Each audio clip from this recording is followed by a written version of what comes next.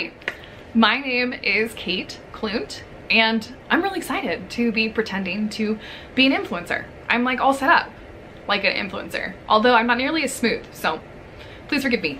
But I'm talking today about my career, my experiences working, my experiences as a professional, as a woman, all of those things. And the title of this presentation is Good for Her, Not for Me. And this is a quote that I learned in an Amy Poehler book a few years ago, and I just totally vibed with it immediately because it's so positive, but also allows room for people to be exactly who they need to be. There are lots of different paths and ways for women to be fulfilled and to contribute and to be happy and healthy and satisfied, and they don't all look the same, and that's okay. And the biggest trap I think we can fall in is thinking that someone is doing it wrong because it could be right for them and just wrong for you. So good for her, not for me. That is my mantra. I hope that it becomes yours someday, because I think that it allows us space to figure out who we are, figure out what kind of job we want to have, what kind of person we want to be, if we want to be a mother, if we don't want to be a mother, if we want to be professional, if we don't want to be professional, if we just want to be like a food blogger, you know, just gives us the space to figure that out. And with that, I have asked my sister to ask her friends, because I don't have any college age friends anymore because I'm old, to submit some questions, because I didn't just want to talk at you for like half an hour. That is so terrible. So I hope that they are questions that maybe you have as well, and that ultimately are helpful to you and whatever choices you're making right now. I remember college as being fun, but also really stressful and really anxiety inducing, because I was trying to make decisions that I thought would impact me for the rest of my life, and I was just really looking for any advice from anyone. So I hope that this at least gives you either some good advice, or you look at it and you're like, I will never do that. Either way, I hope that you find some kind of information that is useful. And with that, we will go to the questions. Hello, my name is Allie Stevens. I am an elementary education major, and my question is, how did you get started in your career? So, I've always thought that it's kind of weird that we ask people who have just graduated from high school to choose what they're going to do for the rest of their life. Me as an 18-year-old had no idea, and I was terrified of making the wrong choice and being stuck with a job that I hated for like 40 years. That was awful in my mind. I couldn't think of anything worse. And my parents had really different experiences in college and getting jobs, and I'm the oldest, so that's who I went to for advice. And they were, one's an accountant and one's an attorney, and those are two of the most traditional jobs that I can think of. And they got internships after college, and then they got jobs with firms, and they stayed with those firms for almost their entire career. And I just don't think people do that anymore. And I don't think the economy really functions that way anymore. So I had no idea what to do. And because of that, like, anxiety and that fear of making the wrong choice, it took me a long time to settle on a major. I went back and forth between political science and communications a couple different times, and I ultimately ended up doing poli-sci as my main major and then communications as a minor. And I'm really, really satisfied with that decision, but it took me a long time to get to it and to feel comfortable with it. Part of what made me feel comfortable with it is that I got some really good advice when I was in high school, and it was, do what you're good at, not what you love. And that is a little harsh, I think, because I think you can be good at something and love that thing, and you can feel passionate about something and be good at that thing. But it made me think about my career a little bit differently, because it feels like at every high school graduation, people say, you know, do what you love and you'll never work a day in your life. And that always felt really stressful to me, because it feels really nebulous. When someone told me to do what I was good at, and that I would feel a lot of satisfaction from doing a good job, and that would lead to promotions, and that would lead to me feeling more satisfied with the job that I was doing, that just made more sense in my brain.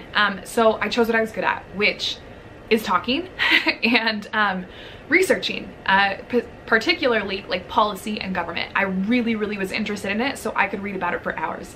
And then I've always been a really chatty kid, so I didn't have any issue with the communication aspect of my minor, or of the job that I wanted, or the job that I thought that I wanted, and it kind of all worked out. Now, I will say that, like, I graduated into a recession, which is kind of showing my age, and so I didn't know if the exact job that I wanted would be available or if they would even be hiring. So one of the reasons that I chose a minor in communications is because it's really versatile and you learn a lot of really important skills, and I feel like those really helped me land a job in the end.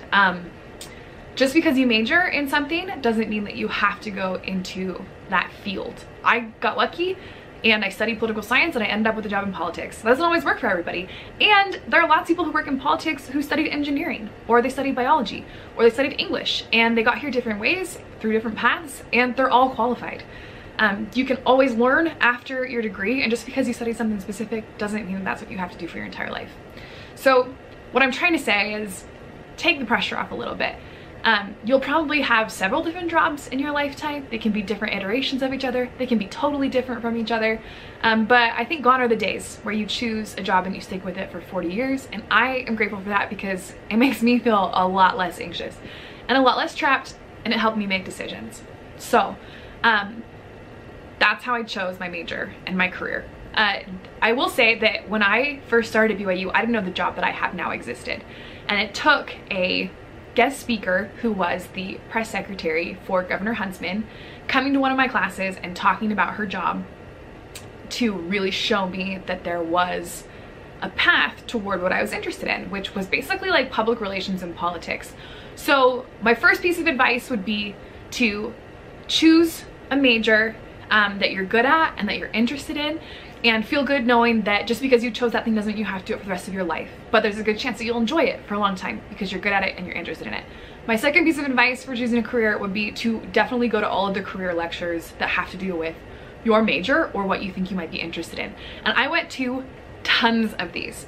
I went to like a pre-law career lecture series at BYU. There's a political science career lecture series at BYU. And they're usually only a credit or two, and you just learn so much about so many different types of jobs in your field and in just that have to do with what you're interested in. And that helped me even more than just going to regular classes in terms of figuring out what I wanted to do. And you guys would probably already like know that crap because you're watching this video right now. So you're obviously already interested in careers and life and how they interact and all that jazz. So you're probably ahead of where I was. So that would be my two pieces of advice for how to choose a career. And that's kind of how I chose mine. Hopefully that answered the question. I'm Lexi Jackson. My major is exercise science, and my question is, what is your advice for nailing a job interview? I'll be honest, I have not had a ton of job interviews. Mostly in my field, it's word of mouth, and you kind of just take the word of whoever is recommending that person. We do really informal interviews in that case, and yeah, it kind of works like that. But I have done a few, and I've also interviewed people and hired people, and so I think that I will be able to tell you how to nail a job interview. Okay, so the first thing I would say is make sure that you are dressed the way that they dress at the office. Lots of people say dress for the job that you want, not the job that you have. I think that's weird because I just don't even know. I don't even know how that would work.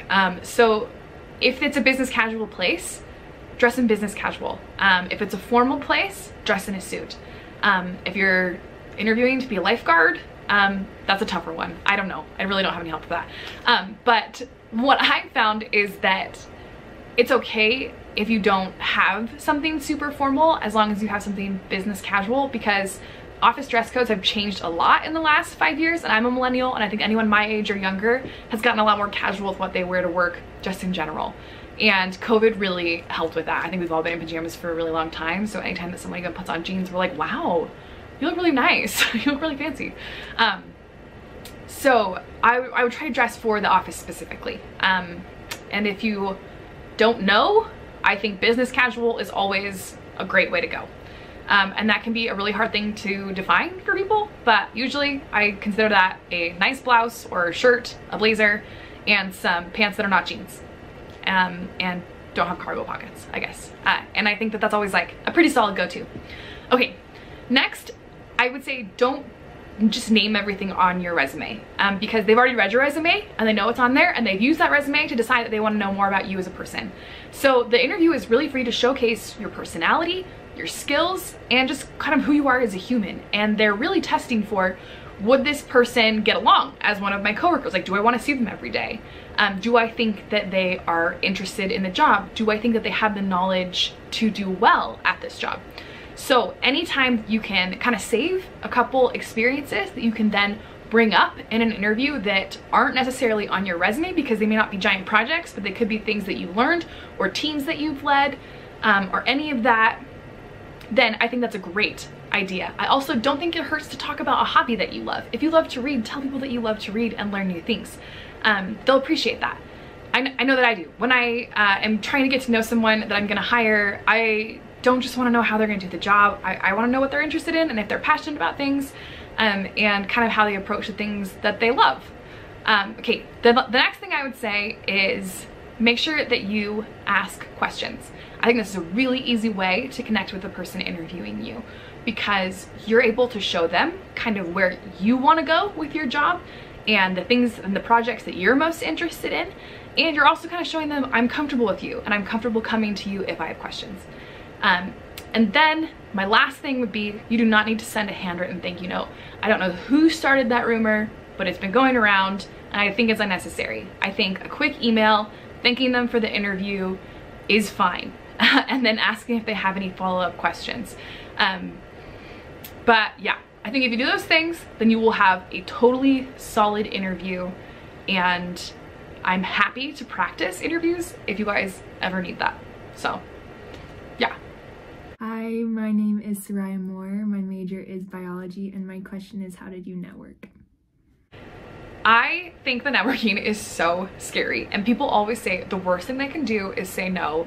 And when someone told me that, I was like, that's not true. The worst thing that could happen is that I could feel embarrassed or awkward or make a fool of myself, and then they would also say no. So no, there's like way worse things that can happen than saying no. It took me some time to really work up the courage to approach strangers and try and create a connection. There's always the risk that it could be so awkward, but I will say that I think risking the embarrassment is totally worth it when it pays off. And if it doesn't work out, do your best to try and shake it off. Netflix helps, I think. Basically, just try and take your mind off of it, because they've forgotten it, you'll forget it, and then you can move on and try again next time. So back to networking a little bit. So I told you already about the guest speaker that came to my class and talked about the job that I really wanted. And after that class, I like hyped myself up and I went up and I was like, hi, I'm obsessed with you. I would like to do your job. Do you have any advice for someone who's looking to get in that career? And she was really kind, because I think she could tell that I was a little intimidated by her, and that also that I was really eager to learn about what she did. And she talked to me for a little while, gave me some advice, and then she gave me her business card and was like, you know, if you have any more questions, you can ask me. So I had that business card and I was like holding it so tight, because I was like, I cannot lose this. Like, this is so important. She is exactly who I want to be. I had like just watched The West Wing, and CJ Craig is my ultimate, and this woman was like a real life attainable CJ Craig. So I went to the Cougar Eat, I sat down, I opened my laptop, and I emailed her like immediately. And I was like, hi, thank you for answering my questions. I hope it wasn't annoying. But if you ever hear of any jobs that have to do with this field that you think I could be a good fit for, let me know. And then I crossed my fingers and sent it. And I want to be honest, she did not reply. But she did something better, which was that she told Joe Pyra, who was the chief of staff in the Utah House of Representatives, that she had someone that would be a good fit for the internship that he was advertising. So she didn't respond to my email, but she did pass my contact info along to someone who was hiring, which I am forever grateful. Angie Welling, if you ever see this, I love you. And I interviewed with Joe and I got a job there, and that I worked there every year that I was doing my undergrad. I would just kind of take winter semester off and I would go work during the legislative session, and then go to classes during the spring and summer. And that job led to my next job, which led to my next job, which led to the job that I have now, which is crazy, because sometimes, at least in my field, the way that you get jobs isn't by trolling like job sites and sending out your resume, it's by the people that you know. And that's what makes the networking really important, and also puts a lot of pressure on making sure that you can make connections. So my advice for networking would be, to find something that you can use to connect with people that may or may not be your same age, gender, and be able to talk to them about that thing. I like to use food a lot. Who doesn't like food? That's a pretty easy one. Movies, pop culture references. You can definitely talk to them about your job and your interests and your passions about the job, but people also kind of like to connect on a more human level, and it always helps to have something that you can kind of slip into the conversation so that you can say, oh look, you and I have this thing in common. You know what else we could have in common? An employer. So are you hiring? But that's how I like to try and create relationships with people that I don't know. It's really hard to find a stranger and have them stay interested in you and you in them, and then have them remember you later for something. So I really look at networking as like making a bunch of friends and then asking those friends for favors. And I don't think there's anything wrong with that. Everyone asks their friends for favors. So when it comes to networking, when it comes to looking for a job, ask everyone. Ask your grandma, ask your neighbor, ask your roommate, ask your professor.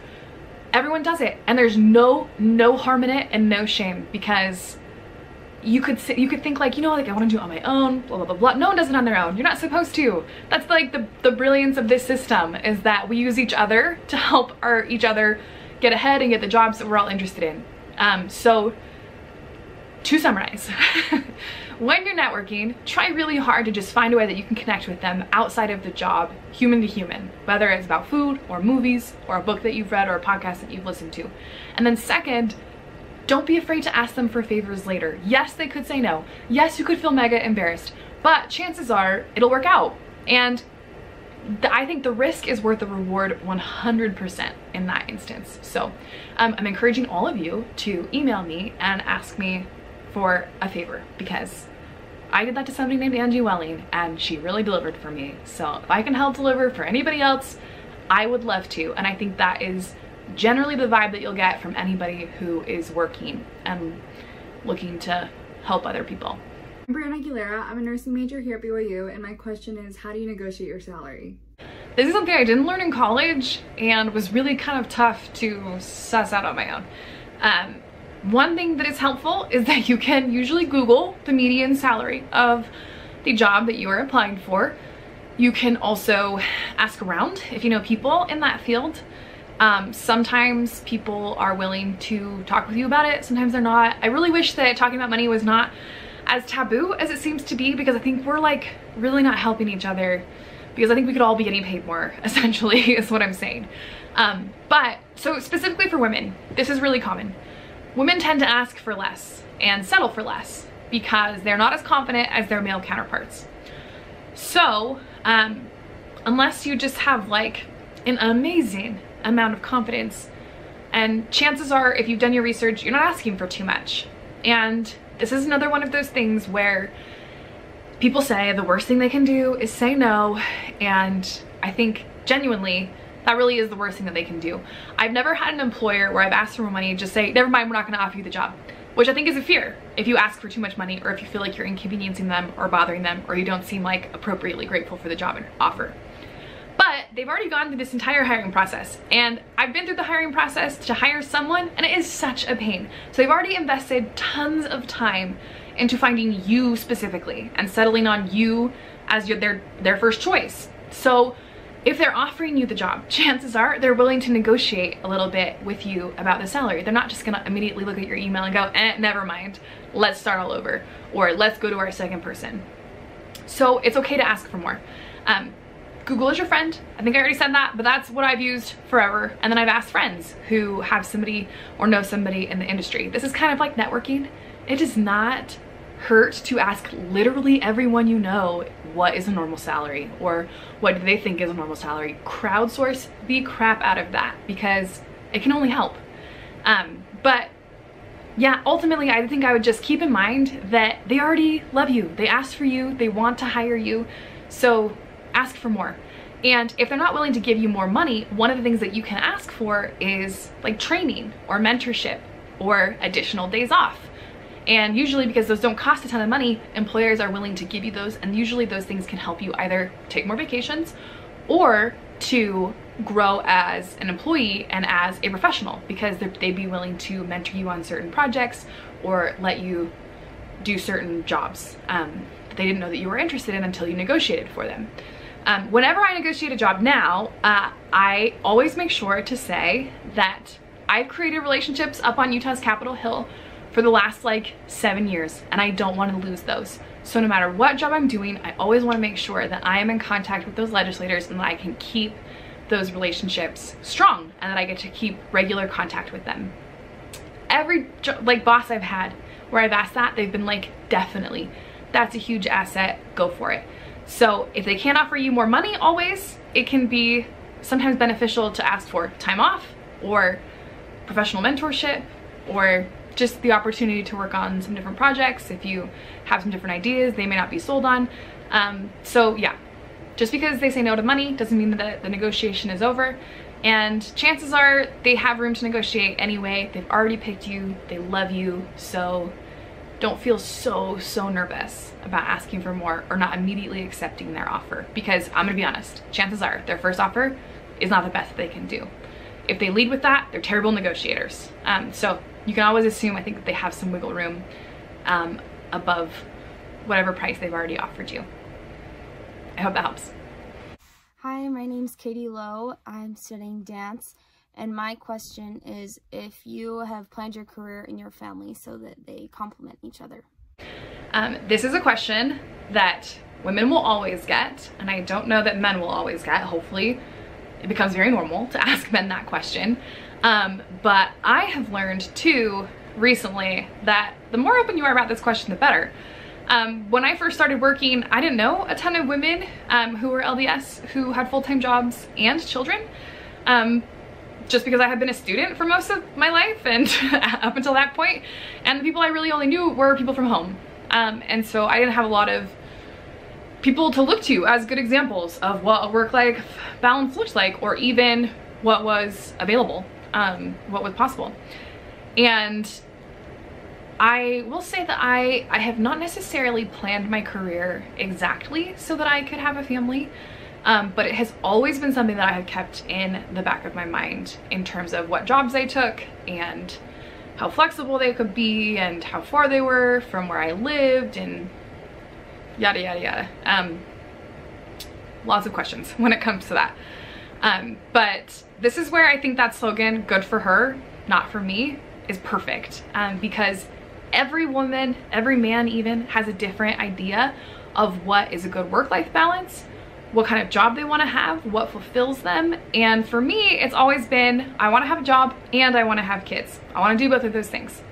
And that meant taking into consideration that I had a flexible job where I could go to doctor's appointments if I need to, or I could go to school activities, and that I could leave work on occasion if I needed to for piano lessons or anything like that.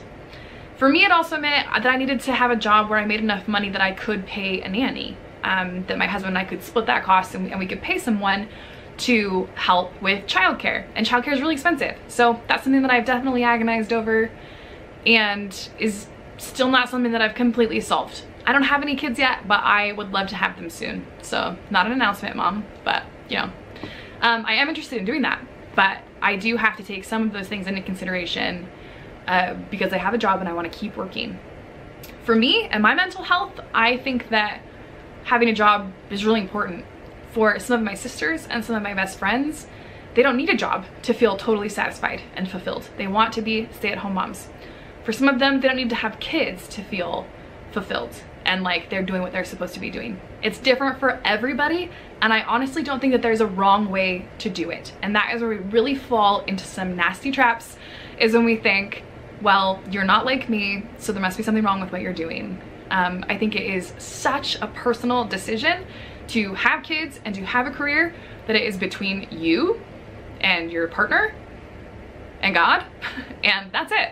It's not your mother-in-law's business, it's not your boss's business, it's yours. It's not Instagram's business. So do what you need to do so that you feel healthy and that you feel fulfilled and you feel like you are being the best person that you could be, whether that's a stay-at-home mom, a mom who works part-time from home, a mom who works full-time and has a nanny, or someone who doesn't have kids at all.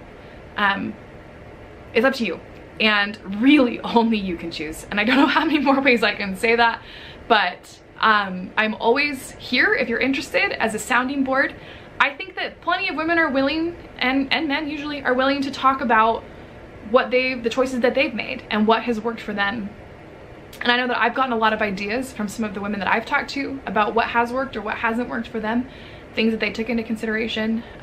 So I'd like to remove the stigma from this too. And I think that questions are totally appropriate. It's one of the ways that women can network and talk about something unique to them and crowdsource advice.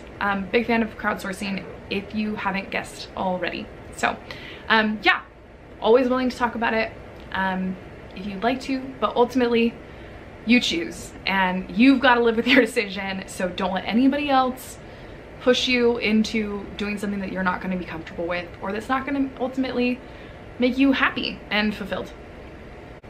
Okay, so I hope those questions were helpful. If they're not, I'm sorry that I wasted so much time. And you could email me if you have any other questions. I put my contact info in this video. I really hope that you take me up on asking me for a favor, but also if you would like help with a job interview, or if you just want to go to lunch when the pandemic is over, or any of that kind of thing, I'm here to be a sounding board. Some people did it for me and they were awesome and I owe them everything, and so I would like to be able to pass that on if you're interested. That being said, you don't know me very well, but I am super proud of you for pursuing education, for pursuing a fulfilled life, for just asking these introspective questions and wanting to be healthy and satisfied and well-rounded. It's really, really hard to be the age that you are right now and to make decisions that will impact years of your life. It can be so stress-inducing and anxiety-ridden, and you're doing a good job. You really are. Like, you're really doing a good job. And so with that, I will end. Good for her, not for me. I hope that you remember that, because I think that's the way for us to all feel comfortable with the choices that we've made, and also feel some empathy and some good feelings towards people who have made choices different than us, because it's okay. Yeah, thanks for having me.